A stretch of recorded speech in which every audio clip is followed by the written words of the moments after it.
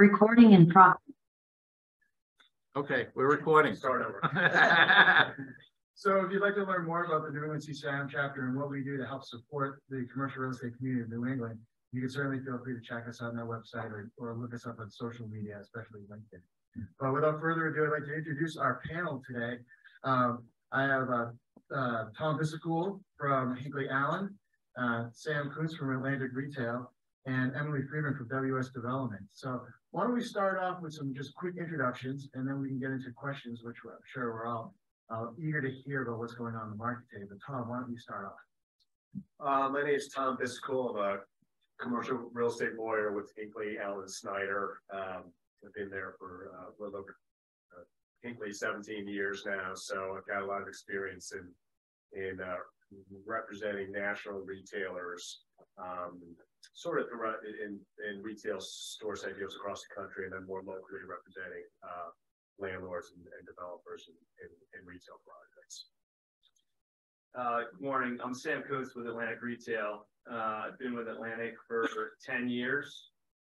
Started with doing tenant rep, landlord rep work for the first seven and a half years, and have transitioned into the capital markets investment sales side over about 2.5 years ago. So there's been good synergies between the two kind of aspects of the business, and we'll talk today about what we're seeing in the investment world space in the retail space. Hi everyone, I'm Emily Freeman. I'm with WS Development. I've been there about a year, and I focus on everything data. So I run the data department, and we do data for leasing, marketing, investments all across the board. My background is in economic research. I was with the Federal Reserve for about a decade doing research before this, and I'm looking forward to hearing from the other panelists and discussing the best of Boston market. I think we're going to have Rick here ask us to pull our microphones a little closer. I don't know if this thing's on. Yeah, no, if this is good. Oh, yeah. Can everybody hear me? So, Emily, at WS, one of the questions, how have demographics shifted here for the west of Boston, and how's that impacting what you're doing? Yeah, so WS has a lot of retail centers in Boston or in the 128 loop, but now we're starting to really focus on this 495 loop because of a couple of interesting changes. And I think generally speaking, if we go way back, from 1970 to 2015, the population increase out here has been, I think, over 44%. And in Massachusetts itself, it's been around 17%. So we're definitely seeing population come out here. That's driven by business. A lot of the business and manufacturing out here supports Boston proper. Biopharmaceutical manufacturing out here is 3.8 times anywhere else in the country. And we see that in education. There's people out here now have bachelor's degrees at the same rates as trade areas on the 120 loop. And so all of this is just creating a ton of demand, right? We're seeing, you guys hear? Yeah, I'm still Oh, okay. And so we're seeing increases in income. We're seeing increases in education. Sorry, guys. And so we're seeing forecasted increases in income of over $20,000 in the next 5 years in this trade area, right where we're sitting in Millbury. And all of this creates a ton of demand. And that demand is also driven by the fact that cost of living has not gone up as much as it has within the Boston area. So about half of expenditures are on retail out here per household. We have about a $12 billion demand gap here. So all of that to say that retail is coming in, and WS is focused on it. Great, thanks, Emily. So with these changing demographics that you mentioned, what types of centers are showing growth potential in this market? Yeah, I think we don't have to look any further than the center that we're sitting in, right? These power hybrid centers are showing a ton of growth potential. People are driving a long ways for these well-established centers that have good tenant mix. And this is where that demand, that huge gap in demand is being met. So this center in particular, I know has grown in traffic over 16% from pre-pandemic levels. And we're seeing that across the board. We've seen that at Gibbs Crossing. We've seen that in Bellingham. So out in Ware and out in Bellingham, we've seen that similar type of increase. So this power hybrid center where people can do everything from their grocery shopping to go to small shop runs seems to be increasing a lot. And at least on the retail side, that's what we're focused on. That's supported by other types of real estate. I know that in Worcester, 5-unit dwellings are up. I think Worcester is 3rd in the country for new building permits on high density units. And so we're seeing that in the residential market as well. But from what WS is focused on, we're really focused on the retail side and seeing these big, power hybrid centers take off. Great, thank you again. So when she's talking about these retail centers, I guess let's shift a little bit to the leasing side. So Tom, as we're going through coming out of pandemic and coming into the new paradigm, landlords, tenants negotiating terms of their leases. What are some of the leasing terms that you're seeing or you're becoming more prevalent in your lease negotiations? Yeah, so some of the trends that I'm seeing on the leasing side are sort of predictable outgrowths of the new paradigm. So obviously driven by COVID and driven by more recently the supply chain issues and debt financing cost increases and just general construction costs going dramatically up. So, during the pandemic, one of the trends that was obviously developing was expanded use of common areas in shopping centers. So the obvious things that we all saw were restaurants having outdoor space, outdoor tables. So there's more expanded use of sidewalks in front of store sites and restaurant sites, and rear service areas being carved up into outdoor patio spaces and things like that.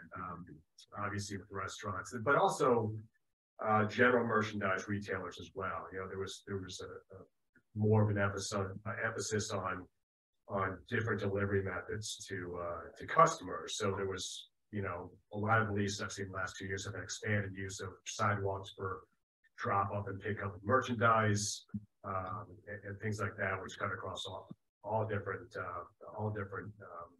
retail tenant businesses.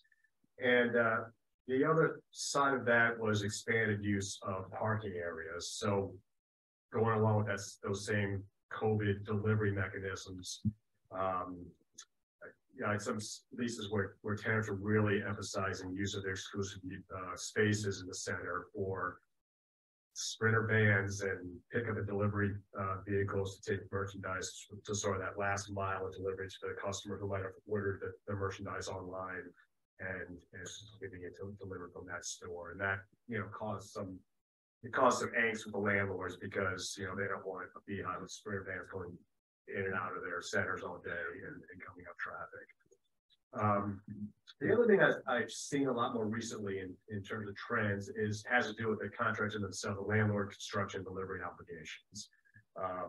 Landlords are much more sensitive these days about the timing of their outside delivery dates. If they're doing new construction on a center or on a single store site for a tenant, or even a tenant build out, the construction is just so much less predictable now. So whereas pre-pandemic, they could say we'll deliver in 6 months and have confidence that they'll meet that.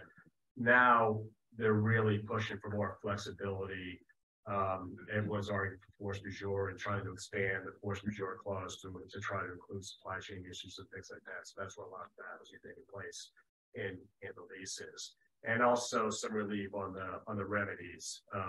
Traditionally a landlord delivery delay would translate into penalties for the tenant of rent abatement, benefits and rent credits for each day of delay and eventually a termination right. So landlords now are getting much more skittish about those delay penalties coming into play, and particularly the termination right.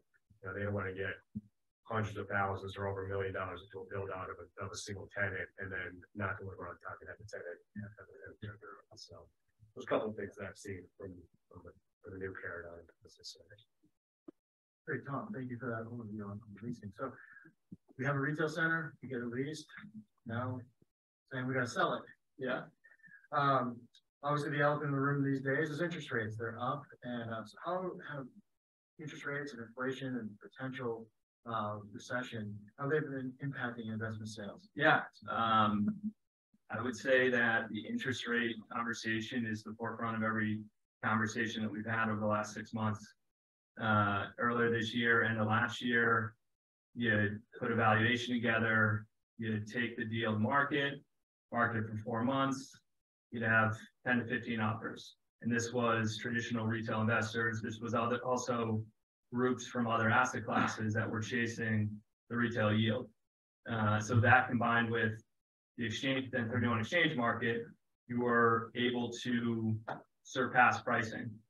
Fast forward now 6 months from early this year, and it's a lot harder. You don't have as many groups looking at deals. So for a deal that had 10 to 15 offers 6, 9 months ago, now you're looking at 4, 5, 6 groups, depending on the asset. And that hurts when trying to push pricing, right? So 9 months ago, you had 3 rounds of bidding, and now you have maybe 2. So that has impacted purchase price and sales prices. An example of this is we sold an Aldi Anchor Center in Nashville, New Hampshire in March, and it traded just inside the 6 cap. We had 12, 15 offers, like I said, and it was all good. Fast forward to today, we're out with an Aldi Anchor Center in Brattleboro, Vermont. Different market, but we'll probably end up with 4 to 6 bids and, pricing in the 8 to 8.25 range. So in that 6 months, you've moved about 200 basis points. Going forward, a lot of people are saying we've done valuations for them and they agree with the valuation, but they're saying, it's just not the right time to sell. We don't want to be selling. We're not sellers right now. I think our role going forward for owners is going to be, over the next 18 months, is going to be more of an advisory role where they tell us we're sellers in a year or 2 years. And, we take a look at their rent roll and tell them, you got to go extend this lease. There's some deferred maintenance you got to take care of in getting the asset ready to be sold. So it's been a wild ride over the last year, and it's becoming much harder to transact. But with that being said, I would say that there's also less product on the market, which is also helping to kind of keep pricing, where we would say it would price 2 or 3 months ago. And that a lot of that is driven by the exchange market. There's still exchange money out there that you may have 3 or 4 bids in a 7.5% cap rate range, but you have 1 or 2 exchange guys that are able to push that pricing closer to 7.25 or 7, just given their need to put forward that cash. So, you mentioned a change in the bidding pool is shrunk. Mm-hmm. How has the pool changed? I mean, before you probably were talking to maybe some international buyers, some national buyers, some local. Now, when you have a reduced pool, how is the profile of the business? Are they cash buyers? Are they local, national? Yeah, I would say most of the deals that we've had out recently have all been private groups that end up buying the asset. We recently sold the Stop and Shop Center on behalf of Eden's and JP Morgan in Hadley, Mass. And that was a private group out here from Western Mass. That was probably the last deal to trade with yesterday's debt. I think they locked in at 4.7 or 4.8 with foreign savings, and that deal closed 2 weeks ago.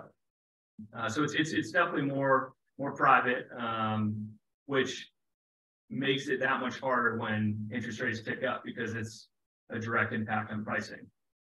because all the private groups are lending at 70 or 65% LTV. And are you seeing any other creative ways for transactions to get completed that are either being utilized by the buyers or the sellers? Yeah, I think not yet, but I think that's coming. Whether it's some sort of seller financing or assuming a loan. I think there's going to be certain kind of levers to pull when going forward with a transaction over the next year, 18 months, or at least until the debt market starts to settle down a little bit. I think that's what a lot of people are they say they're not sellers. Buyers are on the sidelines. I think everyone is just trying to wait it out until the debt market at least just settles down and stabilizes to a certain extent. Emily, is there any interesting data that you're analyzing that might suggest west of Boston being different or viewed differently from other parts of the state? Well, I think West Boston is definitely viewed differently. It's an entirely different market. I think there's more space, but there's also fewer retail centers at the moment. And so the retail centers that we're seeing have huge trade areas. We're looking at 100-mile trade areas for a place like Millbury. And that is, they're pulling in a ton of visitors as well. And so it's kind of fewer but bigger. And we'll see what the more recent developments happen, but it's harder to finance right now. It's harder to build. There's lead times. And so people who are in the market, I think, are really well positioned to take advantage of it and really get after that demand. And I think retailers are taking notice of that.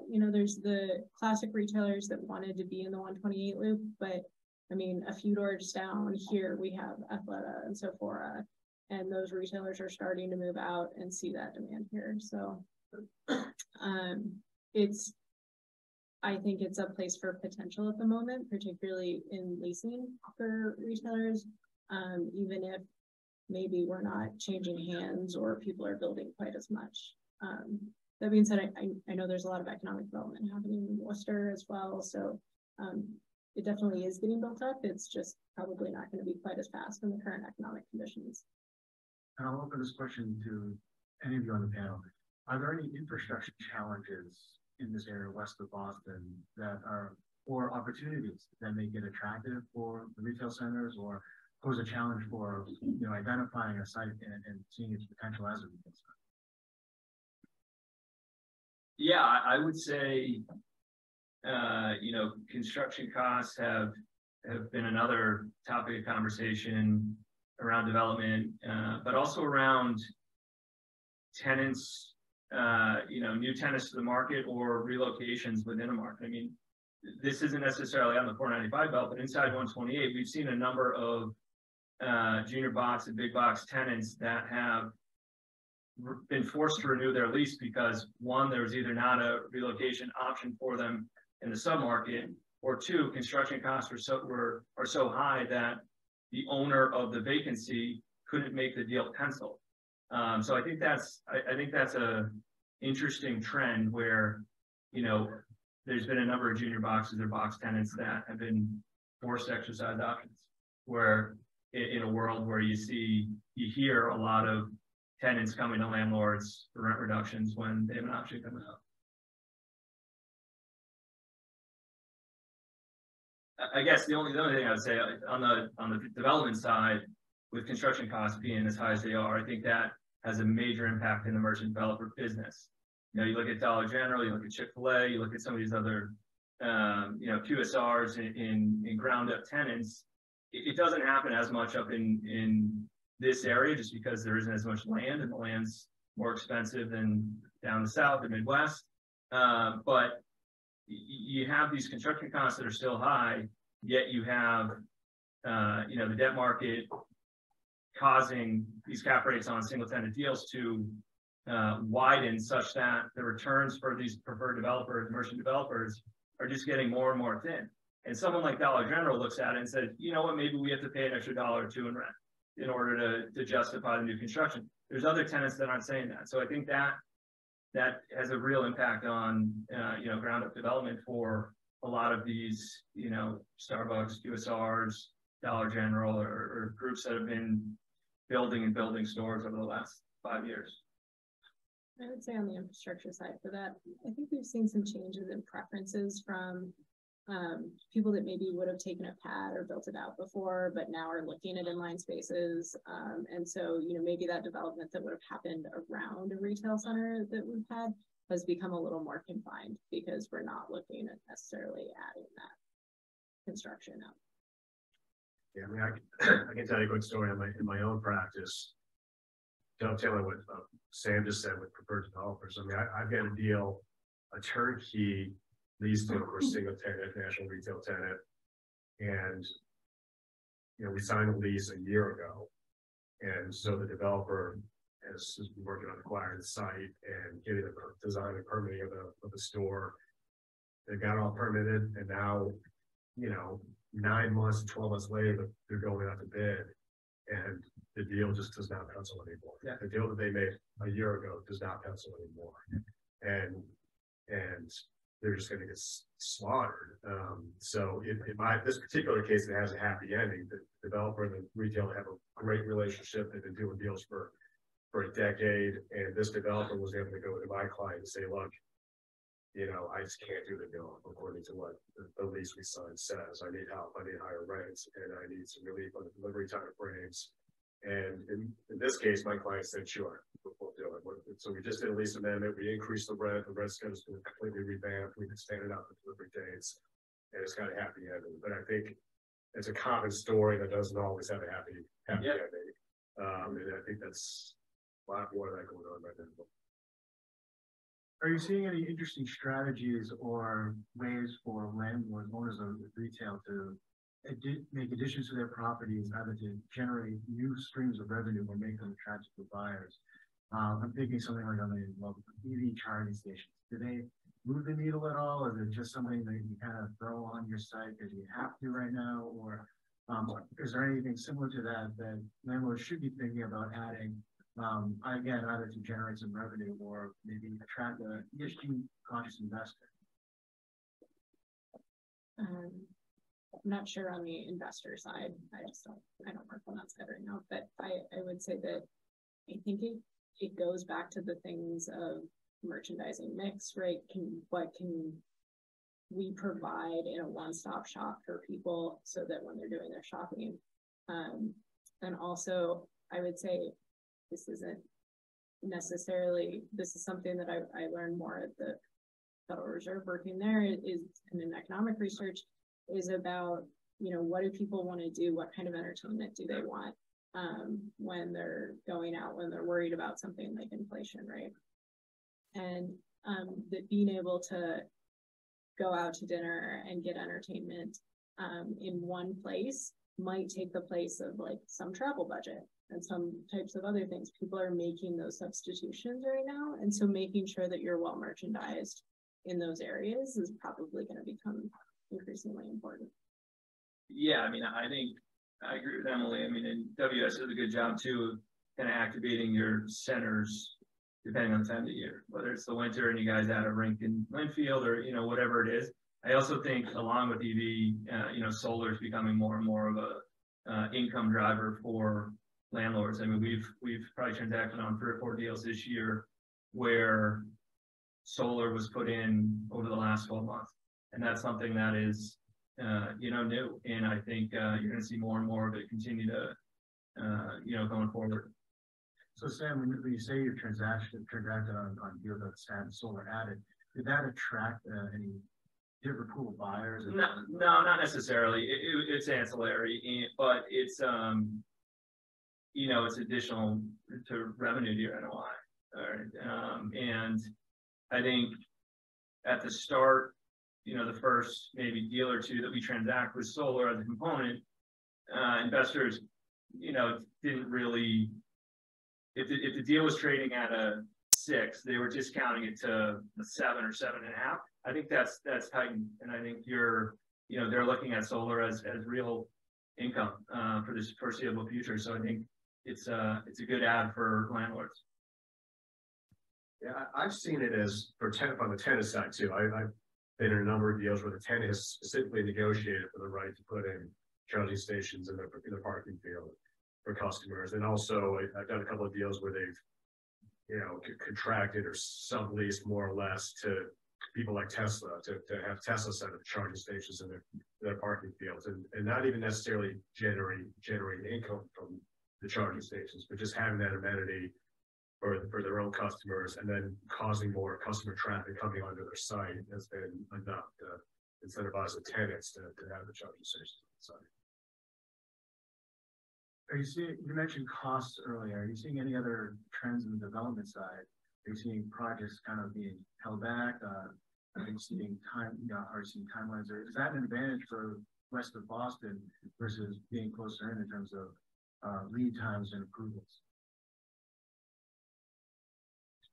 Yeah, I mean, I think maybe Emily can speak to lead times more. I think, you know, I don't necessarily think being west of Boston impacts lead times.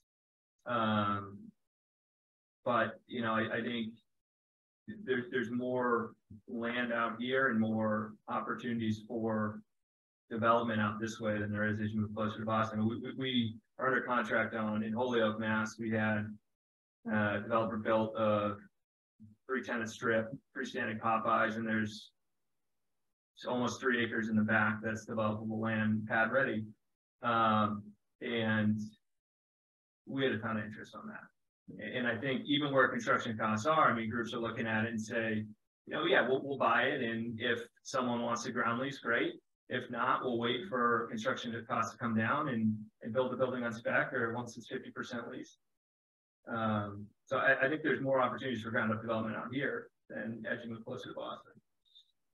I agree with that. And I think that out here, you just have a few more options, right? And so I do see a little bit more of a hold on things, you know, a little more of a wait and see approach. Whereas I think within, you know, closer to Boston, if permitting's gone through, like you're gonna build. You're not gonna risk it not going through, and you know, to make sure that you're keeping up and developing those properties. But yeah, I don't see lead times necessarily being affected or overall strategy being affected. It's more of a, well, we can pause this for 6 months and see where we end up. I think there's also something worth noting, you know, as it relates to approvals, is outside of 128, we're starting to see more of a migration of retail centers into non-traditional retail uses. An example of this is in Fitchburg, Mass. A self-storage developer bought an old shopping center from us about 2 or 3 months ago, and there's an 80,000 square foot box that they're planning on doing self-storage. In Fitchburg, that's likely to get approved. If you move that inside 128 or closer to Boston, they're going to say no way. It doesn't do anything for the community. It doesn't bring, it brings 3 or 4 jobs, but it's not activating the site. Where as you move further away, I think more municipalities are more open to you know, any use for certain centers. Tom, I mean, when Sam brings up a point like that, what is co-tenancy clauses and things like that? Are there other challenges with, you know, someone identifying a potential site and saying, hey, I want to take what was a former anchor, but now that might be empty, change the use of it? What are some things that they have to consider if they're going into a center that might have some other tenants, or do they have to be mindful or think they're going to basically just redo the entire thing? Yeah, I mean, the co-tenancy is always, I'm not sure that that's really affected by any of the recent, you know, paradigm shifts in the marketplace that we've been talking about.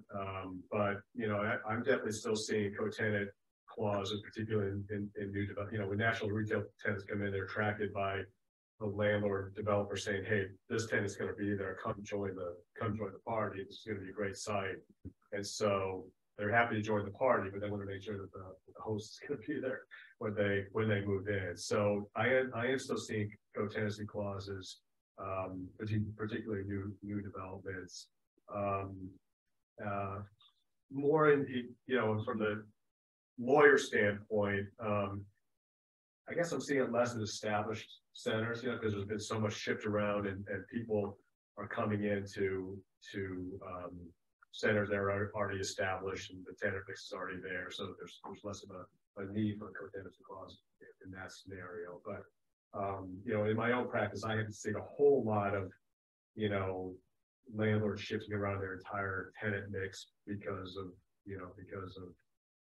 particular tenants going out. Of course, if you lose your anchor grocery store, supermarket, your center is going to be in tough shape. And it's going to be hard to get tenants, new tenants to fill that space. But we're still seeing. Sure. I'll throw this, maybe each of you answer this, and then we'll open up for questions. What is one area of opportunity that you're seeing still potentially over the next 6 months, and what is something that you're advising your clients about over the next 6 months? My client is WS, so so I'll just talk about that. But no, I mean, I think generally west of Boston is a huge opportunity.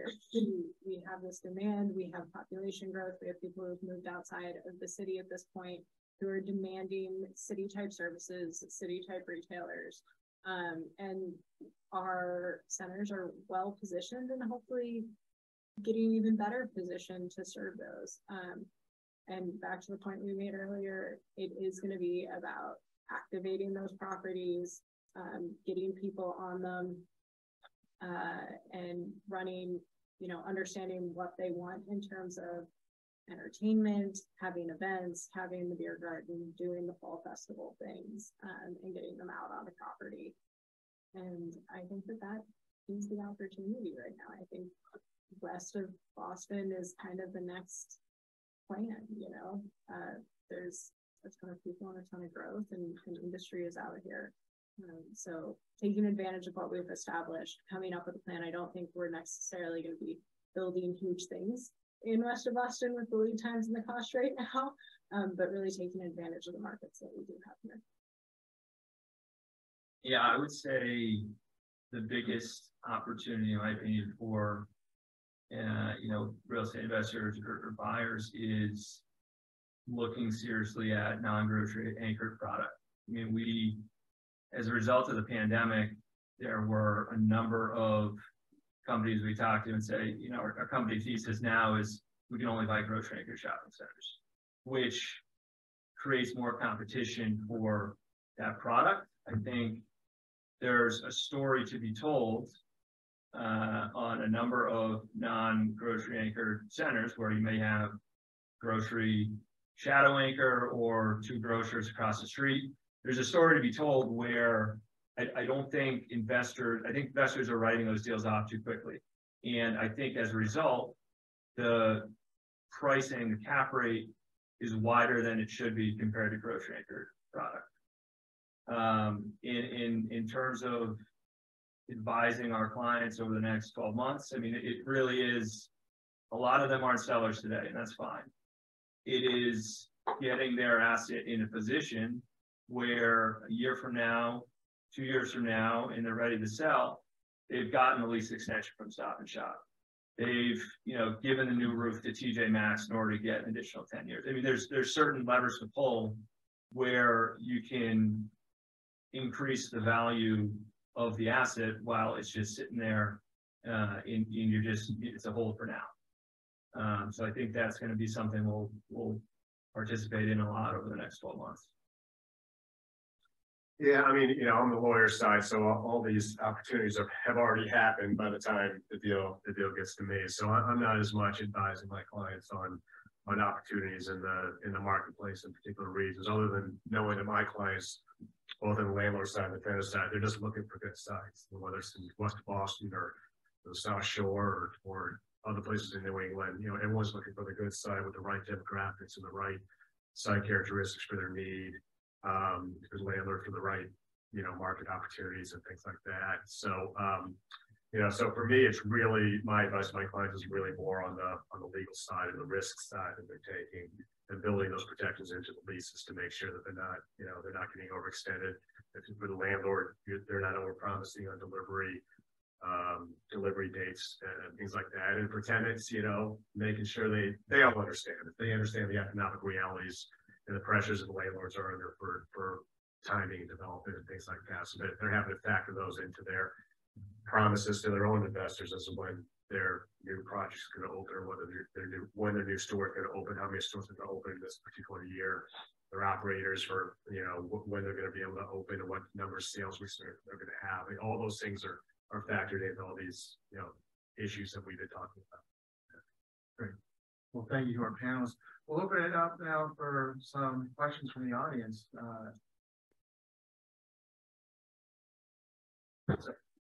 So some of the malls that, we've seen that are some odd locations, whatever. There's a thought more that they need to become more healthcare related kind of malls, or to go industrial, or even life science. We haven't seen a lot of that. What do you, now that things have changed in the world, what do you think is going to happen with something? Yeah. So we have sold or transacted on 4 former Sears in the last, 3 of them have closed in the last 45 days, and 1 will close on Thursday on behalf of Heritage. And it's an interesting story because you hear that when you read that. We had Saugus, Mass, the former Sears out in January, February. And we had a laundry list of different asset classes that reached out, showed up. The issue was getting around the REA. And that ended up having groups in the life science world and the multifamily world just say, this is too much of a headache, we're not dealing with it. So that deal ended up going to an owner user that's planning on doing entertainment. You move up to Portsmouth, New Hampshire, and we recently sold the former Sears up there as well. That's industrial. And their plan is short and long-term industrial. You move over to Nashua, New Hampshire, former Sears, that will close this week. It is a gaming operation. And then lastly, you have Salem, New Hampshire, where Dick's Sporting Goods, who's a part of that center and part of the Sears box, ended up buying the whole property. And they've never done that before. So I think those are 4 examples of kind of different stories. But it all kind of comes back to, yeah, we had interest from other asset classes, but none of them had transacted and dealt with REAs enough to feel comfortable moving forward at certain pricing. What the Solomon bundle? There's a Sears there. That is not Heritage. I don't know what the plans are for that. I think that Simon Properties, didn't they have they put out a statement that they were going to lease to life science and in Burlington? Yeah, I mean that was also a JV where these other Sears boxes that we transacted on, it's just Heritage. Simon's not involved, other than maybe owning the interior piece of the mall or other anchors. Now, would that be a problem for some of the other retailers if life science moved in? Doesn't it affect them? I wouldn't. Well, I would think it would affect them. Yeah, I mean, Emily can touch on it, but my opinion is that, yeah, I mean, maybe you lose some foot traffic going from retail to life science, but you're also picking up, yeah, daytime pop, whether it's 1,000, 2,000 jobs or employees that are now, need somewhere to get lunch or need to shop after work to go get whatever. So I think, yeah, you lose some foot traffic in, traditional retail, but you don't lose it all. So Emily, does WS have anything like that with the life science or healthcare? Well, with the life science, we're adding office space in Seaport, and we're doing a lot of things downtown. I don't know of any properties that we're necessarily doing that with west of Boston. But yeah, if I were going to sell that story, I would say exactly what Sam said, that it's daytime pop, that those are, potential customers, and that's foot traffic into your center every day. But I mean, all of those centers are focusing on entertainment as well. I mean, I don't know how many people listen to the Simon's earnings call or if that was just me, but they really focused on that, and they've talked about that a ton as a driver. And I don't know if they're actually doing it well, but I think creating a diverse mix of things to bring people to property is So you can rent it out.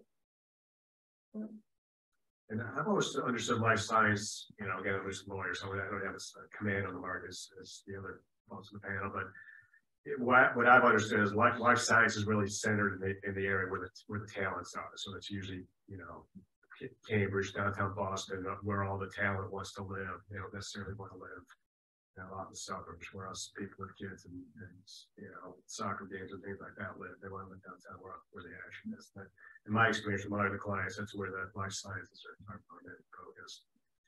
Yeah, Cambridge is definitely a hub. I mean, Seaport is one that we're focused on and bringing a lot of life sciences down to the Seaport area and lab spaces where people are still coming into the office, right? So that's a key driver.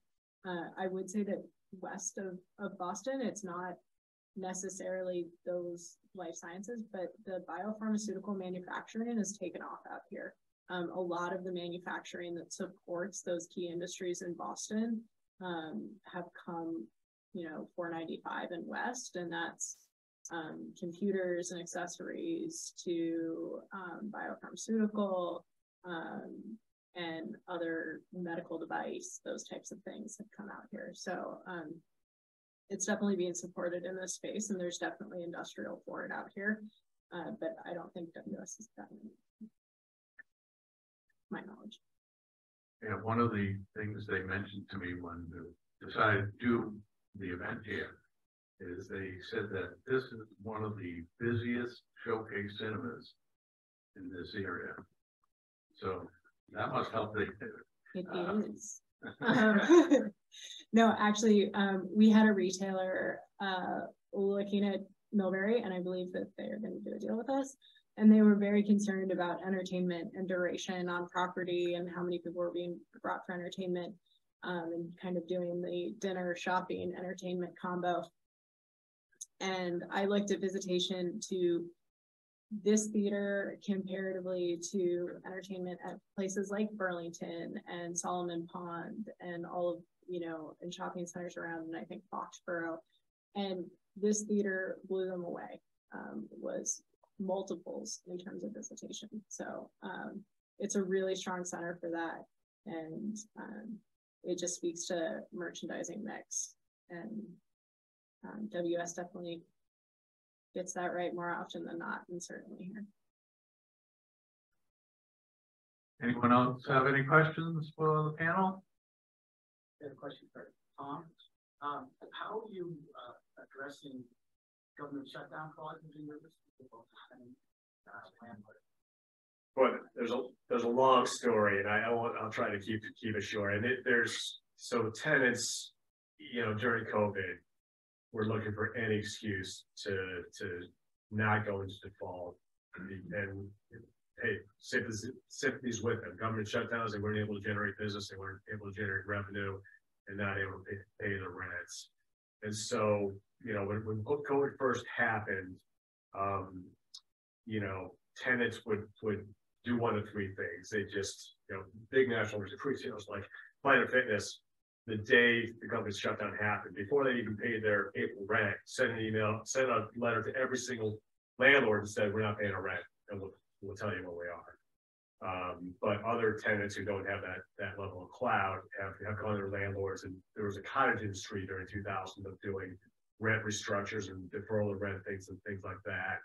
And then on the opposite end of that, where it really got to the point where the tenant went into default, didn't work out anything with the landlord.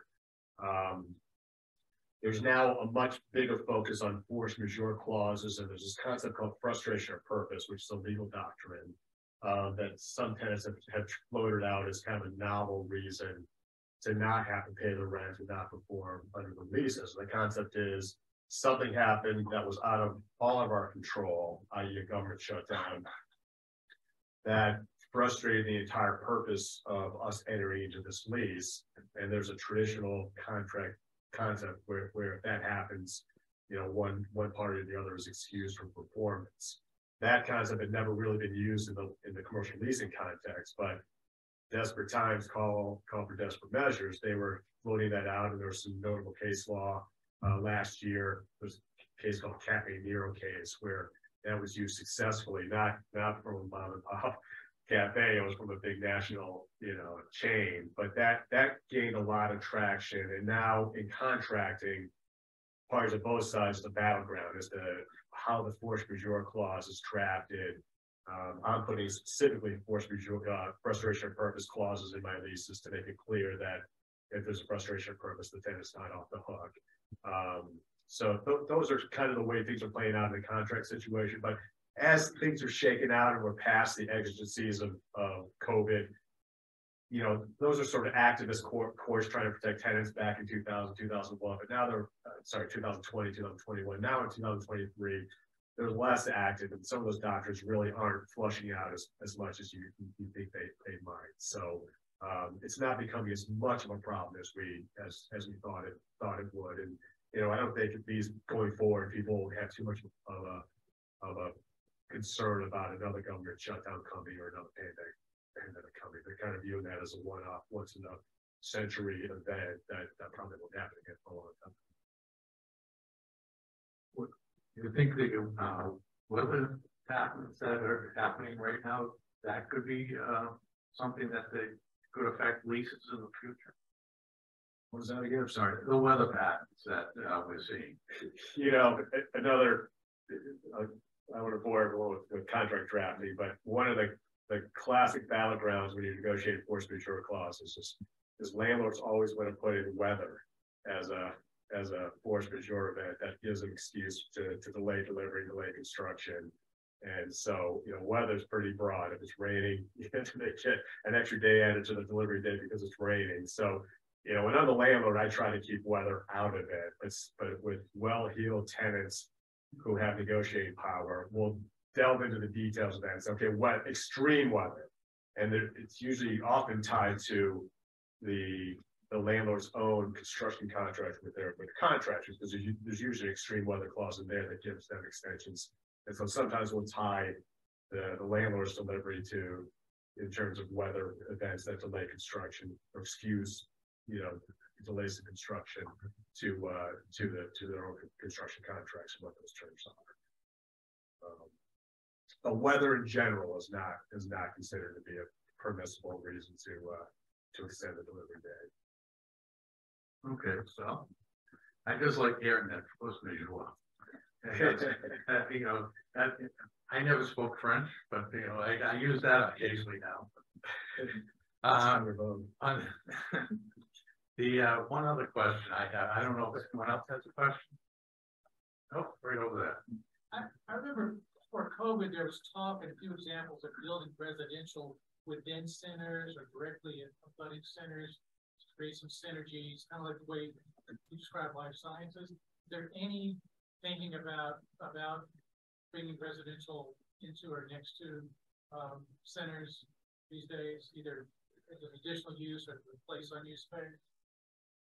I mean, I know there is. I don't think WS doesn't do a ton of residential. We certainly take advantage of it in a place like Seaport where there's tons of residential and building on that community. And that's part of activations and retail mix and all of that. But I do know that other places are doing it. I think in Hanover, they're building retail and they're building multi-unit housing. I think they're redoing that with Kingston Collection as well. Yeah. So, I mean, it's definitely being talked about. I think, when we think about centers that we have established, we kind of want to stick with our bread and butter for the moment. And, building something new is getting more complicated. But it's certainly out there. Yeah, I think plenty of owners are looking at it and wondering if it's a good fit. I mean, if there's demand, great. It's also a larger conversation in the municipality, as it relates to maintaining, parking requirements and such. It's also for retailers. I mean, for people like all of us, I mean, you got to be in the right shopping center. I mean, no one really wants to live in a Stop and Shop anchored Planet Fitness shopping center in the middle of wherever. So I think there's also some, WS doesn't have an issue with this, but it needs to be a project that people want to live. There's got to be, boutique fitness or just a lot going on within the center in order to justify building, multifamily and getting the rents you need. You know, with entertainment and restaurants and all that would be beneficial. Yeah. Isn't that what in Westwood University place that, that's sort of Station, Yeah. definitely. Yeah, how about the Natick Mall and all that residential that was built there? Is that Yeah. successful? Natick, and I think the best example is Salem, New Hampshire, with Joe Farrow's down at the old Rockingham site. I mean, he's turned that into a small city. And that is, you know, activating green space like you guys do with, you know, live music and you know, stuff that brings people out and creates a community feel. And as a result, he has a waiting list with all his residential projects. So where there's demand, yeah, people are definitely looking at doing some sort of residential. But also to your point with University Station, I think that's an excellent point, and I think Kingston Collection's trying to do this a little bit as well. Is look at, you know, how many things you actually need to get right to do residential. I mean, that's all based around transportation in the city as well. So it's saying, you know, you've got easy transit into the city, plus you have, you know, the right merchandising mix and entertainment, those things. So I think there's a lot of pieces that need to come together. It's got to be the right. I think we said it all, didn't we? Okay. Anyone else have any questions before we say goodbye to the panel? No? Well, I want to thank the panel. Excellent information, excellent job. Thank you, Michael Chase from Northmark. And I want to thank you all for listening. Take a little bit of time to have everybody introduce themselves, a little quick elevator speech type of situation. To start off with David Price. Okay, I heard we have some feedback here, but I think we're okay. My name's David Price. I'm a newly minted development consultant. Two things you should know about me. One is I'm always wearing a hat. You see me on Twitter, LinkedIn, wearing a hat. When I'm brushing my teeth in the morning, I'm wearing a hat. The other thing is I've spent about 25 years in the community development field, working for CDCs, community development corporations in Boston. And over those decades, that's grown from a focus on low-income housing, traditionally, you know, below 30,000 annual income or 60,000. And now that field is doing more workforce housing, you know, from 60 to 100,000 income, and even market rate housing, and a lot of mixed use with retail on the first floor. Hi, I'm so glad to be here. Rob Anderson from Mass Development. Mass Development is the state's quasi-public finance agency. We partner with housing developers, manufacturers, and nonprofits to help improve the quality of life for residents. So that's been a little bit about us. John Peculis, Chief Lending Officer at Clinton Savings Bank. Clinton Savings Bank is a medium-sized community bank, just shy of 700 million in total assets, servicing residential, consumer, retail, and commercial clients in Central Mass. Samantha McDonald, I'm a partner at Bowman Dewey, law firm with offices in Worcester, Framingham, and Boston. We do all real estate, mostly conveyancing, some leasing. My name is Phil Desmoni. I'm a commercial real estate broker with Keller and Stowski. I've been there just over 2 years. Prior to that, I was with Boston-based firm for about 25 years. I focus my time on the sort of Metro West Central Mass area and all different asset types, but not a lot of retail, but life science, industrial, office. Great, thanks everybody. Thanks for the introduction. As you can see, we have a pretty diverse group, and we designed the panel for a reason. We want to get a little bit of a unique perspective on the overall market. I think, as we heard earlier today in the panel, from a retail perspective, we're in a transitional period, right? I think that's pretty clear that with interest rates, with construction costs, with, hangover from COVID, there's a lot of issues in today's market, and there really is a little bit of a delta to get some of these deals done. But it's also a good time, I find, in these transitional periods to take a little step back, right? Not to be so, so focused on any one thing, but look at how commercial real estate and all the different segments kind of blend together. And I think, you know, today with the retail group, they did a really nice job in kind of illustrating the point. You know, retail shopping centers need to do a lot nowadays. It's not enough just to have good retailers. They need to bring entertainment. They need to bring a different mix of food and other options. And I think when you get into like urban planning or transportation-based development, or, you know, really just an overall strong real estate market, you really need to do the same thing. And I think we have a group of people that have a unique perspective on a little bit of all of that. I would like to start a little bit with Rob Anderson from Mass Development. Mass Development has done a lot over the many decades in Central Mass in particular. You know, in the Worcester area, we're aware of a lot of the brownfield work that have kind of led to where we are today. Rob, what are some of the economic benefits that you see from multifamily housing or housing in general as part of the overall mix? That's a brilliant question. I wish I knew who had proposed that, but it's kind of nice to be up here and have a nice mix of the private sector discussing economic development. Mass Development is a quasi-public. We work for the betterment of all of the residents of the state. And, you know, that's job creation within the manufacturing field. That's working with nonprofits for the removal of blight. But in thinking about housing and the importance of housing, which I've referenced to people for the past couple of years, the Baker-Polito administration has made housing development a key initiative for the administration because there needs to be more supply. And that supply has the economic development benefit of providing workforce and affordable housing for the workers who are going to be working for those businesses that we're trying to attract. You can't have a high quality of life when no one can afford to be here, and you can't attract those businesses if there isn't that right mix. So in thinking about west of Boston, we'll start with Worcester and going out kind of in circles. Worcester has seen a significant amount of investment into multifamily housing.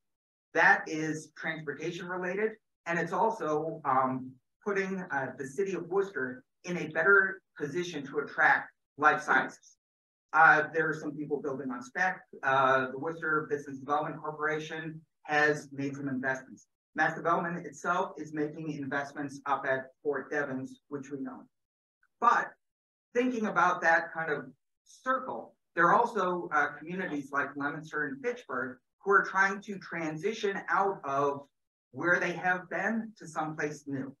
And that is based upon the housing, which then supports the, let's call it, the multiplier effect of the retail and those manufacturers who are still looking for a workforce out there.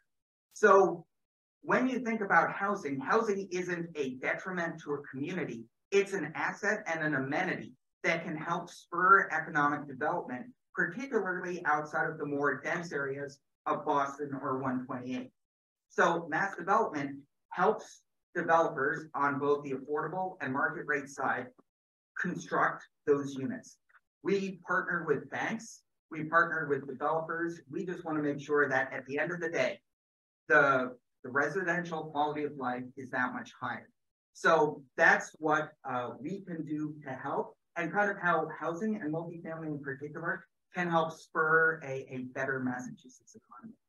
Yeah, that's a great point. One of the things you mentioned, this area in particular has a really good collaborative environment. So we do see a lot of public-private partnerships, quasi-governmental agencies that are helping with development in this area. John, so you're a senior lender with a community bank. So that's, I would say, another pillar of the community. And you see as a lender, you guys look at a lot of commercial real estate deals, but also you have a portfolio of residential. How are you seeing things now? What are some of the challenges that as a local community bank or regional community bank you're facing? Yeah, good question. Luckily, on the residential side and on the commercial side, we portfolio everything everything that we lend on. So basically every loan that we've got, other than maybe 1 or 2 residential loans per year, just to stay in the good graces of Fannie Mae, we keep all of those loans. So we're able to offer very aggressive residential rates and very competitive commercial rates as well. But beyond rate and terms, we've got what I think is one of the leading teams, both residentially and commercially, in the marketplace for relationships, and that's really what community banking is all about, Matt. It is all relationships, and that relationship financing, that relationship with your banker that I believe all borrowers should have is what sets us apart and what positions Clinton Savings Bank to be in a great spot in any market. Yeah, great. Thanks so much, Sam. I think that the collaborative and community nature of Clinton Savings and a lot of other, it's very, I find it unique to the Worcester, the greater Worcester area. It's not something you find in a lot of other places. Second largest city in New England, and we're still very much on a let's make it together. I agree. I couldn't agree more. Yeah, to that point, are you seeing any kind of trends or any kind of area of focus that greater community is focused on right now? I believe that there's a huge focus on affordable housing. City of Worcester is suggesting an inclusionary zoning amendment that right now the plan is, 15% at 80% of the adjusted area income, median income, or 10% at 60% of the AMI. There's a lot of discussion about it. We're having a forum tomorrow night regarding this exact thing. But while it sounds really great and that the concept is really important, it's not as easy as people think. And we in Worcester have a lot of smaller developers. We don't have as many large developers who have national experience dealing with HUD coming in. And I am concerned, and I am already seeing some of the smaller local developers saying, I'm not going to be able to do that. It's not just the development part, it's the running it, because they often hold that. Do you think that might be another impediment to getting some of these deals done? I know we talked a lot about interest rates and construction costs. Do you think additional regulation could be a hindrance? I'm really concerned about that. Like this.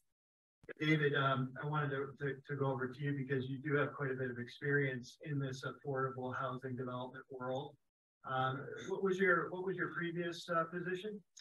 Most recently, executive director for the Westbrook Community Development Corporation in Boston, about 13 years. And you guys were involved in several affordable housing projects? Yes, yeah. I think the biggest development we've been doing is an 8-acre former MBTA bus yard site. We're building at about 380 housing units, mixed income, a third low income, a third workforce, a third market, and about 30,000 square feet of retail, plus a public park and lots of arts activation. Wow, that's a tremendous project. There must be a lot of hurdles in that. What are some of the challenges that you guys faced as you're trying to get the financing stack together and get the project going? Well, probably every challenge you can think of. I think one is zoning is a problem in every neighborhood, every city. Neighbors are always concerned about parking and density. So to do development in Boston, particularly affordable housing, you got to invest a lot of time in that pre-development period and building some support and consensus with neighbors and elected officials, and that was a big part of the challenge. It was a contaminated site, the old MBTA bus yard. Fortunately, we were able to go to Mass Development and the EPA and raise some grant money to do basically 90% of the cleanup cost. Again, but we kind of spent the Great Recession doing that, doing the zoning and doing the cleanup. And then we had to take each of the 11 buildings to, the Article 80 permitting process in Boston. But once we had a master plan for a planned development area, which is how we did it, it was fairly straightforward you know, kind of a mild visit to the dentist with each approval. We also got infrastructure money from Executive Office of Housing and Community Development to build public streets. In part, their way of looking at it was that investment, the return was bringing market rate housing into a neighborhood that really needed some economic diversity and small business development, and that was really helpful.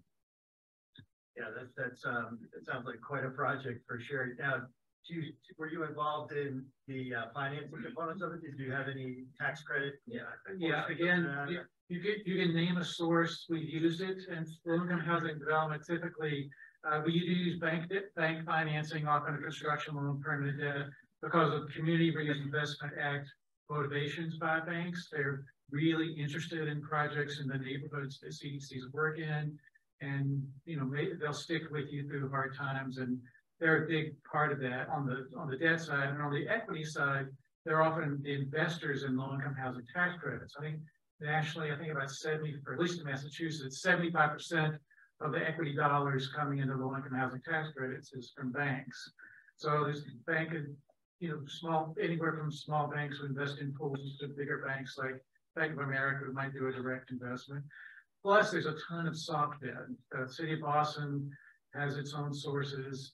The state has 2 or 3 or 4 or 5 buckets of money you can go to.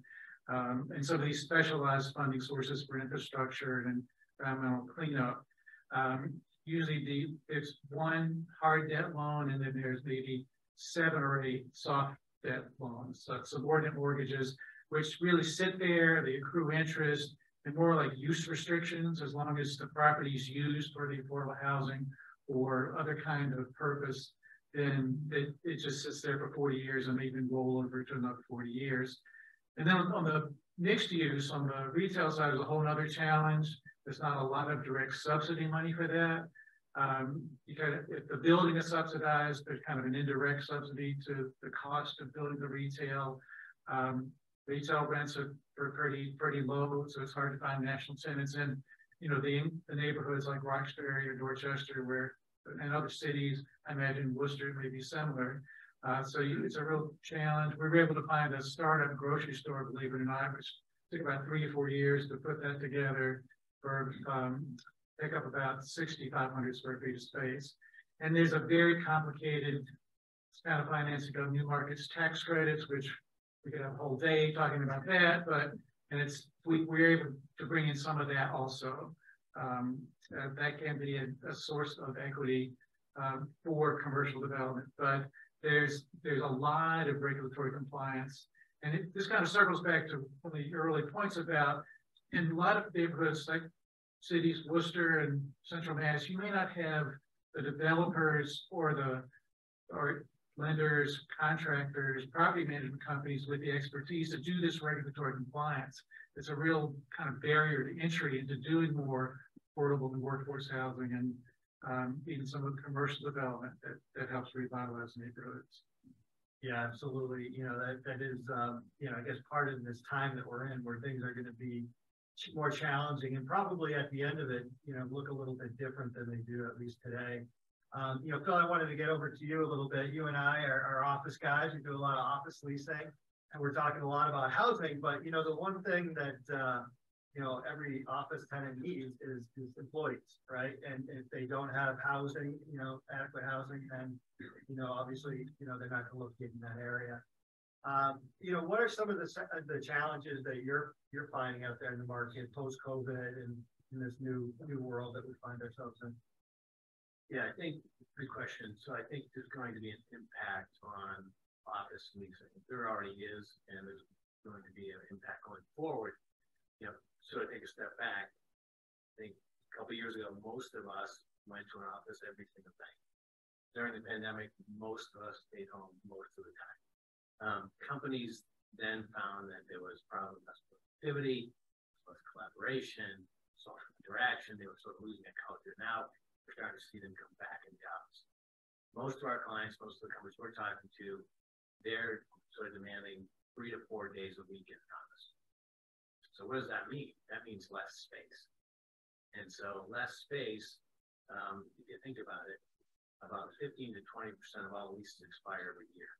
And so as the leases expire and they need less space, and we're seeing with our clients anywhere from 40 to 50% less space.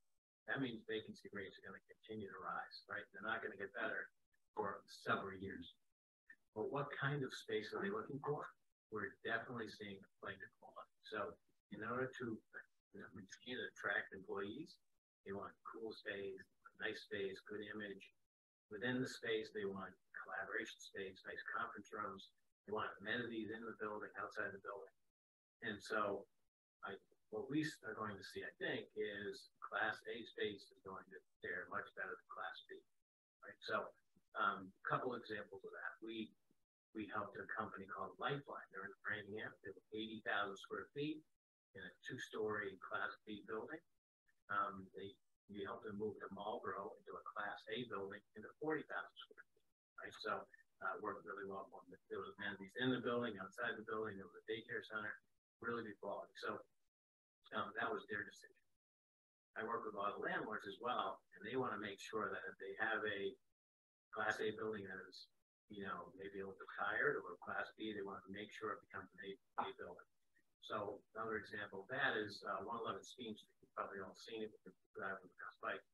That was recently purchased. We represent the landlord, and they're putting $5 million into the building. The building is very tired. It's going to have a new facade, entryway, outdoor seating for employees. They're going to install e-bikes so they can use those e-bikes for the amenities of the area. We're putting a work bar on the second floor. It's a collaboration space. So they're really upping its game so that they meet the demand of tenants who are downsizing who want really nice space. I was kind of hoping work bar meant something different.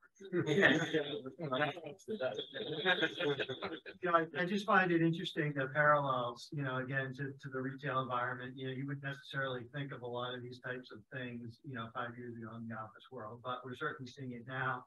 I'm actually finishing up a deal, a 35,000 square foot lease to a social service agency. They do a lot of community-based work. And this is purely programmatic space. So these are actually people serving the community. One of the challenges that they have is hiring good people, right? So this was, they made a major upgrade in the quality of the space. And then we really took a unique look at the way the space was utilized. Typically nonprofits, certainly, with confidentiality and everything like that, you have to be mindful, but they had a lot of people that were serving the community out in the field. So we did a lot of hoteling space. We did a lot of soft seating area, a lot of flexible area. So as things change, as programs may or may not continue with funding, they have greater flexibility within that 35,000 square feet to adjust to what's coming around the corner. And again, I think without COVID, people are not likely to do that. They're not going to be so top of mind with, okay, well, what's going to happen next? And so we've definitely seen a big trend in that type of thing to attract people to get to go back to work, and then just more broadly.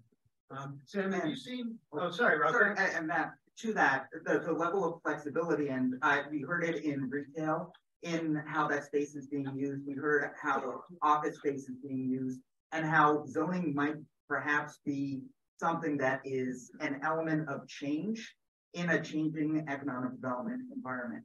I think the one thing that I have heard, and as the only kind of person representing the public side here, the state, quasi-publics, different agencies have tools available that we want to make sure that, if necessary, the public sector is there to help the private sector expand.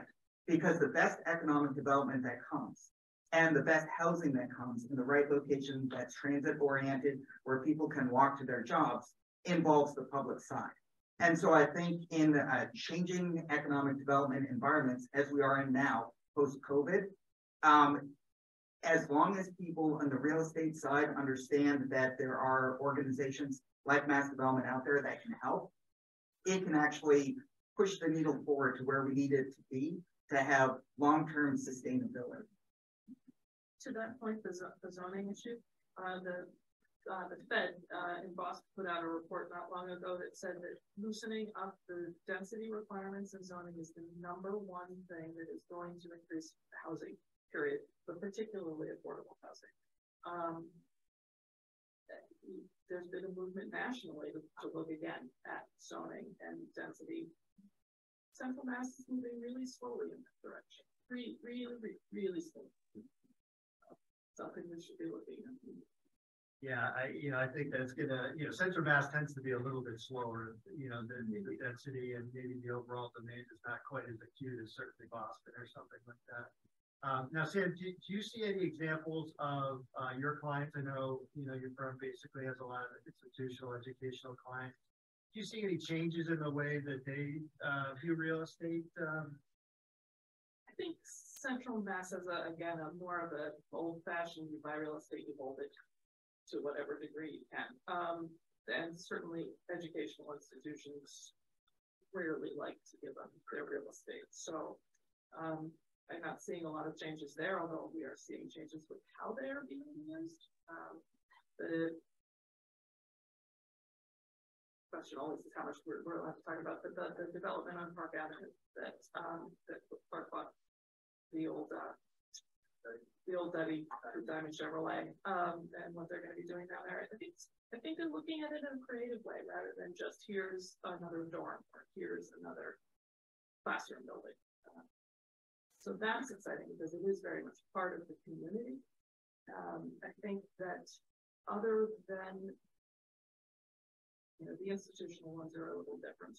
The individual developers, I'm not seeing a whole lot of people buying to put up office buildings. That. Yeah, the market is certainly changing a little bit, but you never know. That could be an opportunity. Well, and that's the thing is, Yeah, as I said, that's the interesting thing. So even 3 months ago, when the labor market was a little stronger, we had a whole bunch of people saying, I actually interviewed somebody for a job who said, if I have to come in at all, I said, it's not going to be coming once in a while so you get to know the team. I'm not going to take the job. Okay. Now we have Bank of America who just said, 2 remote working days a month to their employees. And that is Elon Musk, you're fired if you don't come in, period. Right. So I think this will change. I think the office market's going to, we're not going to be looking at how can we convert offices to life science or Yeah, in Worcester, we've seen a lot of it. The Class B, Class C, to Phil, to your earlier point, is really starting to become more housing. We've seen, simple buildings in downtown Worcester anyway turn into housing. How are, some of the Class A towers that you guys are involved in, how are they faring with all of this? Yeah, the Class A market is doing well, mostly because, it's always sort of musical chairs, right? They move around and say, been in a building too long, you want to go to another building to renovate. But in particular in Worcester, there's, so what happens on first class. But again, I think the Class A will do well as long as it has all the features that these employers are looking for their employees. I do think that we're going to see some conversions, not necessarily office, but probably the life science. It's really needed, especially in Worcester. You look at the Worcester life science market, there's no availability. So there's no vacancy right now. So tenants have to, if they are growing, and they have to move, they're moving out of Worcester and they're going east, which is different than you'd think, right? When most of the time when Boston and Cambridge and Watertown, 128 gets too expensive, they come out this way. Worcester's going that way. So I think that if there was a developer that could either build new or renovate maybe a Class B building, they're gonna find tenants. The issue that they run into is really twofold. One is the rents you're gonna need in order to do a lab building is probably in that $60 per square foot range. There's no data that says you can get $60 in Worcester, but we represent a tenant now that's coming out of MBI. They need about 15 to 20,000 square feet. We're looking at Lexington and Waltham, and it's $70 to $80 rents. So if they could find something in Worcester, they want to be here. They just can't. They can't find the space. They would definitely pay $60. So they're probably going to pay $70. So the issue is, can you, if you build it, will they come? I believe they will. And then the second piece is financing. Can you finance a spec building? And so that's been the challenge. So there's that disconnect, but it's too bad because I think that it's needed in Worcester and the Metro West. Now, is that biolab or is that biomanufacturing or what? Yeah, specific?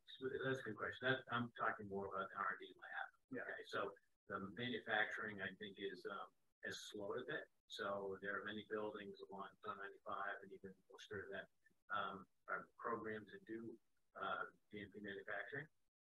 That has slowed, but once that sort of picks up again, this is the place they're going to come. They want to be close enough to Cambridge and Boston. They don't want to be in Springfield. They don't want to be in North Carolina. They want to be close. And Worcester and 495 is the perfect spot for that. There's enough land. They can build new. So I think that demand is going to pick up again. We're going to see some new manufacturing going. Yeah, we really are kind of seeing that chicken and the egg. There's a lot of people ready and waiting for life sciences to pop. Certainly on the manufacturing side, there's been a lot of commitment for like Galaxy Life Sciences. They've got some traction over there. But other than MBI, I'm not aware of any lab space that's open on the market in the greater Worcester area. And I guess that probably has a lot to do with construction costs. From what I understand, it's about $300 to $400 a square foot just for the tenant improvements. And then every user will have a little bit of a different specification that could nullify some of that. So it is probably very difficult to build per spec. Yeah, so if you core and shell is 200 and infrastructure is another 150, and then your tenant improvements are 150 to 200, you're going to need them. So it's very expensive or a big investment. I think if there was a mill building, brick and beam building that was 50,000 square feet, and someone started that project now, I think it would at least be before it was up. Most tenants in that life science market, they need space sooner than you think.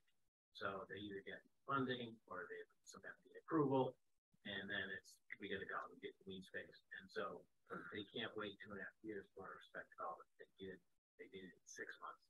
And that's another disconnect we see too. So it's a good show. Getting the TI done in 6 months with all the supply chain is Getting it really at least done in 6 months, to be honest. Now, Rob, mass development has been very successful up at Devon's. Why do you think that is? I guess I would say good leadership over the years. When Devon's was shuttered and the military was going, the state made a very wise decision to put it in the hands of people who understand economic development and how all of those things work together. We've got a great real estate team, including one of my colleagues who's here, to actually promote getting those jobs in. And, we've got Bristol Myers Squibb. And there is some new zoning that's allowing us to do even more construction on site. I think it goes back to the leadership that we have, as well as those collaborations that we have with our partners for that investment in facilities and new construction. The state actually has the EDI, Economic Development Incentive Program. That is something that maybe sometimes companies don't know about, where mass development as one doorway into the economic development arena with our collaborators can be useful. And Devon's still has room for expansion. So if there's a level of density or some of those industrial sites are transitioning to housing, there's still the opportunity within a regional perspective. I think one of the earlier presenters in the first panel said that people come from 100 miles to come to this area. You can commute longer distances out here in the central region. So you don't have to be in the seaport or right beside Harvard in Cambridge. You can actually have a wider net, which is better for employee recruitment, business recruitment, and expansion potential, because you can get a site and then add on to it. So, and I think that's one of the benefits to Devon's and kind of how collaboration as an economic development initiative works very well. John, have you seen any kind of recent trends or changes, you know, say within the past, 3 to 6 months in the kind of deal flow and types of deals that you guys have seen? Yeah, so specifically, we're just talking about construction, right? So we do a fair amount of construction. And, the difficulty is how well rooted is the sponsor, what kind of cash is into the project ahead of time, and what kind of interest only period during the stabilization are they looking for past, post construction. And that's become a real sticking point. What used to be an 18 to 24 month interest only period to allow for construction and then stabilization on a smaller project is now 24 to 36 months. And we have to be accommodating with that because supply chain, like we just discussed, it's not the finding of the tenants. It's not even getting, physically getting the work done. It's getting the supplies, which is the difficulty. Interest rates are obviously increasing as a result of what it costs banks to borrow. Depositors are looking for significantly higher rates on, in return for their deposits, which they should. So these are the types of headwinds that we're looking at. But right now, I think the most substantial issues that we're facing and that our builders are facing with this type of new construction is that interest-only stabilization period. That's a very good point. Dave, get back to the affordable housing world. Do you see any kind of changes as far as the hard costs or soft costs that we deal? Oh, for sure. I think we've heard some examples from other sectors, and it's certainly happening in affordable housing. And part of that is, supply chain. It used to be, 6 months lead time. I was talking with some estimators over coffee, and we're 50 weeks for mechanicals. That's an issue. Because time is money, obviously materials and labor. And outside of Boston, doing some networking before the panel, I'm hearing $325 to $350 a square foot, whereas 18 months, 2 years ago was $235. So that's a significant jump. Fortunately, affordable housing is relatively well situated with some motivated partners who, if a deal doesn't pencil out, they don't just knock it aside and move on to the next one or say, let's push everything to 2023 and 2024. But you've got some public funders who are willing to come to the table and possibly pony up some more money. I can get more into that, but certainly hard costs are a real issue. I spoke with a line tech syndicator and just trying to find a little bit about, kind of what they're finding with the tax credits and things like that. And one of the things he mentioned was that investors are looking for, as you would anticipate, a higher return. That return isn't really in the deal, right? We're talking about that delta pretty much in every product type. And so what he said is they're looking more and more to the developer to offset that. So those development fees come into jeopardy, and some of that money needs to be adjusted towards the investor. So have you heard of anything like that happening before? Well, I mean, there's always a negotiation, and in tough times, the investment syndicators do get more aggressive, and then they either want fees deferred and put at risk. That's typically what happens. And also the pricing comes down. Although it hasn't come down a lot. Outside of Boston, I hear, 18 months, it was maybe in the low 90s. It's priced at so many cents on the dollar. It was in the low 90s, maybe 18 months ago. Now it's dropped to high 80s to the low 90s. So there's definitely a drop. But the good news, I think, is because banks are such a big player in low-income housing tax credit investment, they're motivated to keep these deals alive and to kind of keep the pricing up a bit, maybe more than it would if it were purely on the return on investment. Matt, one of the things we're looking to do to hold developers' feet to the fire a little bit to get that completion, not only on time but on budget, is we're requiring larger contingency and then no developer profit upfront, and allowing the developer to take that profit at the end as long as they can save from that contingency. That kind of that mitigates our risk with the supply chain issues and with labor issues. Yeah, I mean, it absolutely makes sense. I just think of it, you know, from a developer's perspective for a second. You know, you hear about Sam and, you know, all these hurdles to jump through. You know, certainly HUD financing in general has a lot of hurdles. You know, there's other financing, federal financing sources that are only slightly worse, but, you know, they're very onerous. And then, you know, you talk about just, you know, lenders holding feet to the fire and, you know, all these other challenges. It seems like we're definitely going to see a slight slowdown, you know, in some of these developments. You know, it seems like it's almost inevitable unless things change.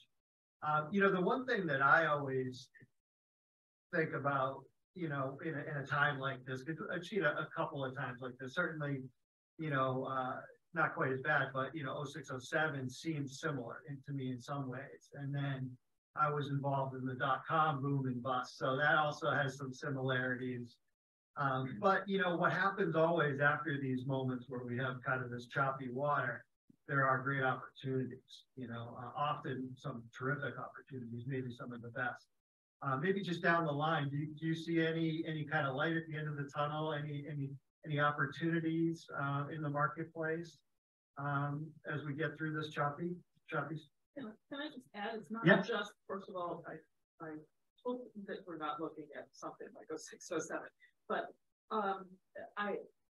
it's not just that the water is choppy and how is this all going to work out, and that always does lead to opportunities when you've got the ability to take advantage of them. But also we're looking at over the next 5 years or so, huge wealth transition, which we've been talking about for years now, but it's got to happen at some point. With baby boomers actually retiring, their kids often don't want to handle the assets that, you know, money is changing hands. And I think that is going to present a huge opportunity as well, for especially sales. You see like a lot of money on the sidelines, is that yeah, and a lot of interest in alternative investments, certainly. You know, that's, you know, historically, I don't know what will happen this time, but historically real estate has been a very good hedge against inflation. And it does make sense. You know, there's been a huge trend in alternative investments towards real estate. So I think you could be right. Yeah. David, how do you see the future over there? Well, I think the affordable housing sector could be fairly resilient over the next couple of years. And the question is, if resilient enough to take advantage of some of these opportunities, some of the land and buildings that might be coming online, because other sectors have had deals that have died. Affordable housing tends to be somewhat recession proof. It's low leverage. It's more or less free of foreclosure. You can't really foreclose on a HUD Section 8 contract or other kinds of subsidies. They do lots of other things, but that's kind of very hard to do. It's got strong bipartisan political support. And they're the motivated partners, like the public agencies. I've mentioned they have dollars to put in. There's the economic development bill that just passed the legislature. There's $250 million in new money in Massachusetts that could help fill some gaps. There's transit-oriented development dollars in different state agencies. The federal ARPA money is now coming online. And I think for this area, the housing choice bill, it's not money, but that passed about a year ago that dropped the voting threshold on zoning board of appeals from 2/3 to 50%. That could be really huge in kind of just getting more housing, not just affordable housing, but housing done in general at a tough time. We've already talked about banks. General contractors are starting, as they've seen deals die, they're really looking to 2023 and see affordable housing as an opportunity. And there seems to be some softening with the rate of price increases. Bigger GCs are offering sometimes to self-finance an early start to kind of lock down pricing. And, you know, but on the other side, some of the state, in particular, the Department of Housing and Community Development is not crazy about early starts. If they allow it, it's got to be at the developer's risk, pretty obviously. And as I mentioned, the investors are hanging in. So I think there's definitely opportunity. I think on the developer side, I think we need to be more creative and aggressive to seize these opportunities, take full advantage of them. And one factor is traditional affordable housing is often effectively capped at about 50 units a deal. because of low income housing tax credits, but there's more impact could be by acquisition and rehab, whether it's land, building, repurposing, some of the things we've talked about today. I think there's really some opportunity there if folks kind of row in the same direction. There might be some significant opportunities that could benefit, communities out here in Central Mass. Yeah, you're right. That sounds like a great opportunity. And I do remember the last time the market turned a little bit, a lot of developers did look to, other non-traditional, non-market rate opportunities to kind of offset their fees. Ron? Well, I never miss the opportunity to shut the hell up. So I'm going to keep it short. I'm an optimist. I've seen what's happened in Worcester over the past 20, 25 years. It's a different city, and there is some investment that has been made and could be made in the future for housing. Because that is an amenity to the workforce that you're trying to attract. I have to believe that if you have the workers, and I was mentioning to someone earlier, there are a whole bunch of people in manufacturing who are getting close to retirement. The gray tsunami that's coming. There are going to be jobs open that people are not going to want to travel long distances to.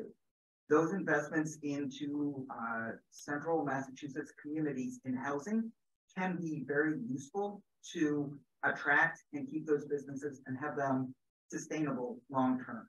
I'm an optimist. You have to be in the public sector and you have to be in economic development because you have to keep your pulse on how the public is doing. So I think that at least in Central Mass, with the population growth and the amenities, we're well positioned for the future. Yeah, I agree. We certainly have seen a lot of changes, and I do remember a period of time in Worcester in particular where, we're hoping it will change eventually, but it really has changed, and it is a different place. And I think some of those old ideas need to go away for, the bright future. John? Yeah, I can remember several of those fits and starts that Worcester couldn't quite get going so many times. And then we had a span of 18 months where I believe the city opened 55 new restaurants and other types of entertainment venues and started building all kinds of new housing. And I was waiting for that to fall through. And we continue to put new units online.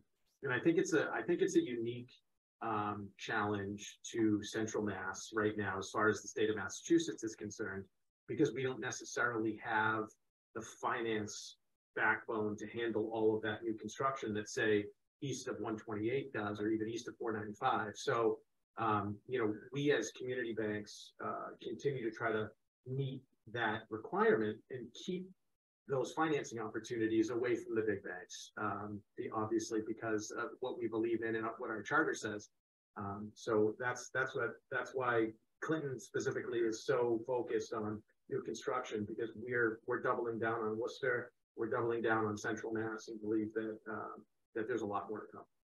Yeah, that's a really good point. So do you partner with other banks for those larger opportunities? Like how do you do that? Absolutely. When we look at projects larger than what we're comfortable financing on our own, which is somewhere in the neighborhood of 15 million or so, we can take on more than that, but we start to get uncomfortable after 15 million.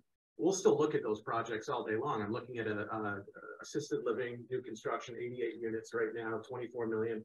We're looking at a $30 million project out in Marlboro. We'll look at those deals just like any of the big banks will, and we'll find participating banks to come in with us and partner with us and take shares of that, much like a syndication. So that is very much in our wheelhouse. It's something that we know we need to offer to be able to stay competitive. Yeah, we've been very successsul with larger partnerships over the years. You can partner with Mass Development. Yes, always. Thank you. Right? Mass Development is a great partner, has been for a long time. Now, Sam, as an attorney, I know you're not really a market participant, so to speak, but what about risk or any opportunity you may see?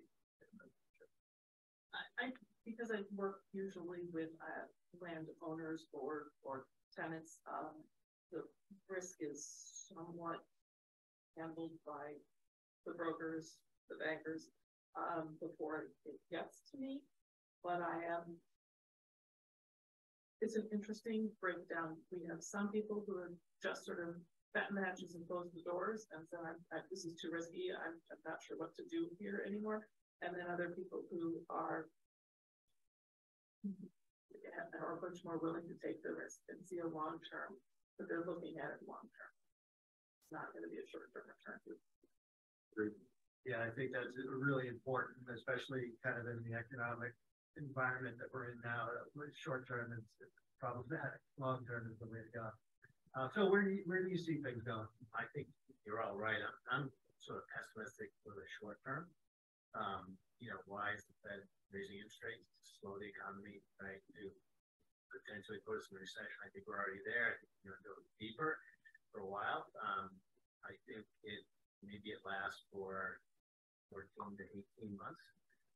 But the light at the end of the tunnel is that there's a lot of money out there that want to place investments, developers, investors. They had a lot of money until about June, July of this year. And then interest rates started to pick up and they wanted to place and they didn't. They put pencils down. We're talking to many investors, coming out of Boston and Central Mass, and they won't do anything until year end. I think that's going to creep into next year. So within the next 12, 14 months, they're going to have right? Things will loosen up, maybe rates come down. I think that's when it's option. So we just have to sort of brace ourselves for that, short-term target. Yeah, I think the next 18 months are going to be interesting for sure. But I am very optimistic, pretty much like everybody else here, about, the next 24, 36 months. And I personally do. My opinion is there's going to be some terrific opportunities, to purchase once this all shakes out. And they may be in areas that haven't been so popular. Multifamily, industrial has been very hot. They may not be the areas that are so hot. I'm actually, I think office acquisition might be, an excellent area because I think the values of those have dropped, and a lot of the B and C properties may be taken out of the market for different uses. So, that could be something to look forward to. But hey, Rick, do you want us to open it up to questions? Oh, you got the hint? No, I didn't. I would say no. Yeah, that would be great. Anyone has any questions, please? I have a question. Oh, you have to get on this side. Yeah. I'll take longer to get there than ask the question, which is, there's been a lot of talk about assumable loans popping up again. Are you seeing that start to happen? I haven't seen it yet. We rarely get those kinds of requests, but nobody they has happen. for the last Right, years, right. As far as how warm we would be to something like that, I think we would have to go through the standard underwriting procedures that we would with anything else. But especially if we've already got the debt, if we've already got the asset, I should say, I think we would probably be much more amicable to looking to an alternative guarantor, as opposed to an alternative borrower, as opposed to maybe a deal that wasn't currently ours. But it's an interesting question. I think it's something that all banks need to be considering these days. Yeah. On the housing front, obviously the statewide is a massive supply issue. And I think the state house, and particularly the big Leo administration, has tried to provide developers some tools, try to kind of get some municipalities to have an easier approval process. But I think that those measures were good. At the local level, if you look at what Worcester's trying to do with their inclusionary zoning, if you make a development have to have an affordable component, and you're making a developer tack that onto their exceedingly high construction costs, very difficult financing costs, do we run the risk of actually pushing developers away? I'm concerned that you're correct. Yeah. I don't think it's a battle we're going to win, unfortunately, because, even the city, Peter Dunn's proposing this. When the Office of Economic Development proposes it, it's a little harder to say that this isn't a good thing for the city. It's not just for the development, though, it's for the maintenance of it. I don't think people quite grasp how incredibly difficult these projects are to manage and what the restrictions are on people who own them. Do you have any experience with managing? Yes, I think, I mean, this comes up even in Boston where a market has been strong enough where developers are, you know, pretty routinely willing to do for above more than 10 units, you're required to do about 50% is affordable. So it's pretty accepted. It's obviously a very different market than Central, Southeastern Mass, other places, but still the same debate and really the same challenge about operations and, you know, the long-term stewardship. One of the ways out of that, so to speak, I don't know if the inclusionary zoning in the other cities we're talking about work this way, is you can kind of make a payment. The developer could make a payment to either the municipality to put into a fund or to another developer who's more specialized to build the affordable housing for the primary developer. So there's still a cost, but it's a way to avoid those long-term regulatory compliance and maintenance and marketing issues. So that might be a way to kind of get the benefit of affordable housing, but take some of what developers might see as a burden of kind of getting up to speed on becoming an affordable housing long-term owner. And the proposed Worcester ordinance does have an ability to make a payment to the trust fund, affordable housing trust fund, but Framingham is talking about getting rid of that option. Their revision to their zoning, which is interesting. Yep. Anyone else? Dave? Question for Samantha, relative to proposed zoning changes for housing. Has there been any talk with regards to implementing any type of rent control? Well, there's always talk. I represent a lot of nonprofits, and there's a contingent who,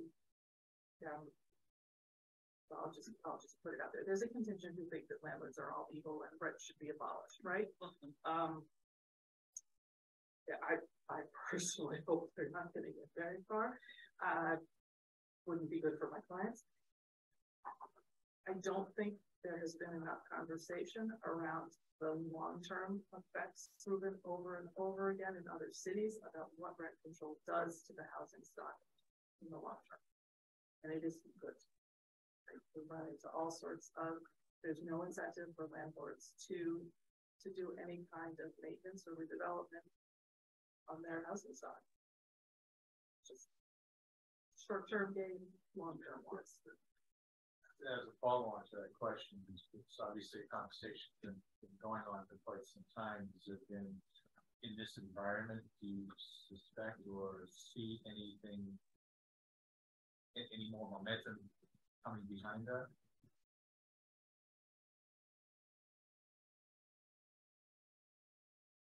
You know, my ability to see into the future is really cloudy, but I don't think so. I think that it's still a fairly fringe element. You know, one other part of that specific to Worcester versus, you know, Boston or Cambridge, there is not a giant delta between a HUD rate in Worcester and a market rate. You know, Boston, I'm sure, Roxbury, wherever, there must be a giant delta between a HUD rate and a market rate. And so, you know, in Worcester, that might not be as big of an issue as it would be if, you know, market would double, you know, what you could get from HUD.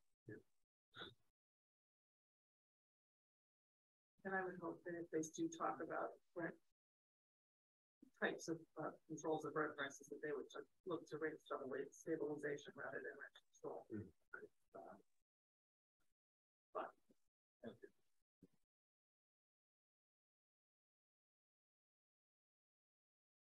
And anyone that has lived through rent control knows that it's not a good thing. the 80s in New York City. Well, in Boston and Cambridge, it was a nightmare. So I guess we have no more questions. Oh, we do have one more question. Sorry, I have one more affordable housing question from a different perspective. Rob mentioned the city of Pittsburgh is really promoted housing development to reinvent downtown. And has really eliminated a lot of permitting restrictions and requirements for small scale housing, permits, larger, high density developments. But it's had a real hard time getting those bigger projects over the finish line, due to financial feasibility and the ability to tool the problems of the community system. But we have a neighborhood that 79% of the housing units are already restricted as low income. And it's promoted some really big economic disparities. And what tools are available on the public side to support market rate and unrestricted housing? Because even workforce housing, where area incomes are so low, there's not much delta between median rents and market rents. They're all pretty much the same, but it sort of locks in that long-term economic disparity and lack of domestic incomes. Yeah, so you're speaking to the desire to get more workforce housing and market rate housing. More market rate housing. Yeah. Even workforce housing, the numbers not too different now, but long term, it ties in that lack of diversity. Yeah, I think my experience is that you're not going to get direct subsidies, but indirect. I think the public agencies, mass development, executive office, housing and community development are willing to make investments that in mixed income projects or plans for neighborhoods or blocks that do bring in more market rate housing things. But unfortunately, some of these are kind of went away. The brownfield program didn't get funded in this recent economic development bill. That was that. We do have brownfield funding. Well, there's still some money, but what I've heard is I haven't read the full bill.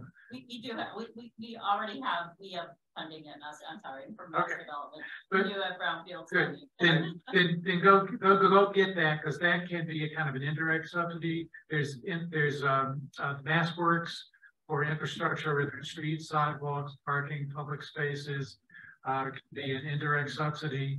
And that's really about all you've got in terms of way to bring in that market rate housing. And I think in particular regard to Fitchburg, it's one of our gateway cities.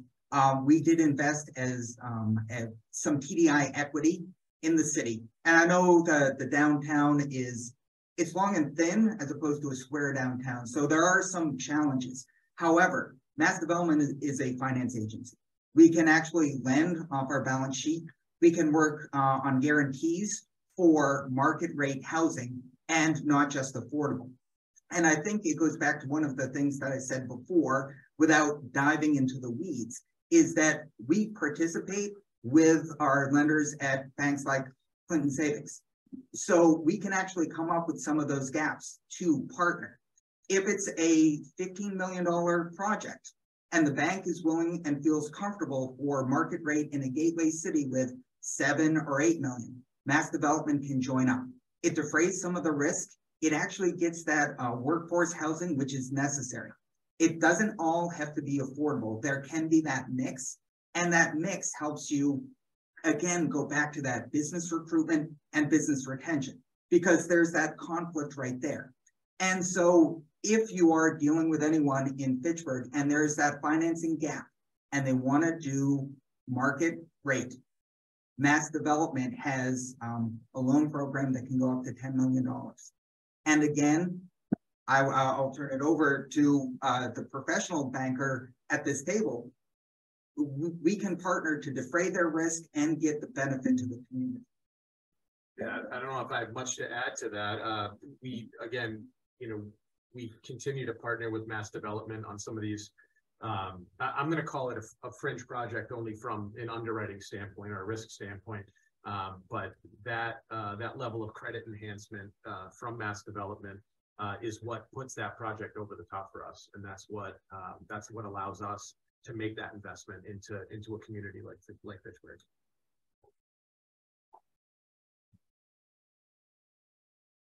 Any other questions? Yes, not. Well, I want to thank everyone. Great panel, great discussion. I want to thank Matt, Mayor in, excellent job with moderating. Before we go, I want to thank our sponsors one more time. Northmark, Michael Chase, thank you for sponsoring today. Hinkley Allen, Inspired Technology, US Pavement, and Margot DeStefano Architects. And I want to thank you all for attending today, and I hope you all enjoyed this new style venue. And I hope to see you again in 2023. Happy Thanksgiving. Happy New Year.